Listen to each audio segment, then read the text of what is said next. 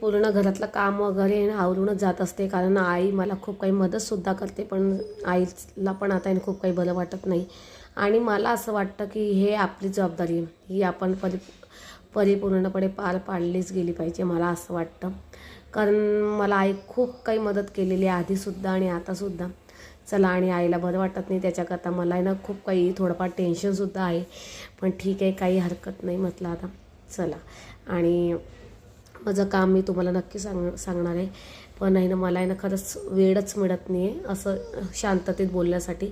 ते मी तुम्हाला नक्की सांगणार आहे आणि तुम्ही आहे ना खरंच मला खूप काही सपोर्ट करा, कारण खूप काही म्हणजे संकट माझ्यावरती आलेले होते, ते मी तुला नक्की सांगणार आहे. चला, काही हरकत नाही. आणि सुमित गेला शाळेत, 10 वाजलेले आहे आणि घर पूर्ण आवरून गेल्यानंतर आहे ना आपलं घर एकदम क्लीन वाटतं आणि खरं मनाला पण खूप छान वाटतं. चला, आणि पटापट मी आता आवरून घेते.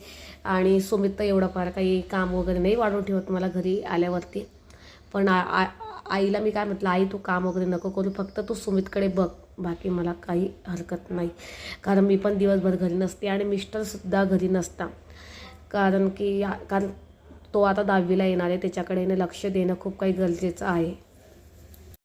आणि बघा, खूप काही अशी मेहनतसुद्धा आपल्याला करावी लागते, कारण आपण जबाबदारी घेतली ती आपली पूर्ण पार पाडावीच लागते. आणि मिस्टरांना वेळ नाही होता, म्हणून मला कामावून येता 8 वाजले आणि मी दळण घेऊन घरी चाललेली आहे, आणि ते पण सायकलवरती. आणि माझं काम खूप काही दूरसुद्धा आहे, पण ठीक आहे, आता आपलं काय म्हणता, आपलं घर आहे, आपली जबाबदारी आहे.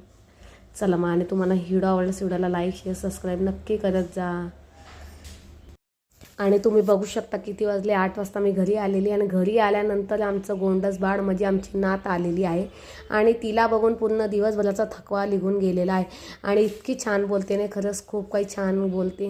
आणि ती आता जाणार आहे 2-3 दिवसांनी घरी, आणि तिची आम्हाला खूप काही आठवणसुद्धा येणार आहे. चला मग, आणि तुम्हाला व्हिडिओ आवडल्यास व्हिडिओला लाईक शेअर सबस्क्राईब नक्की करत जा. बाय.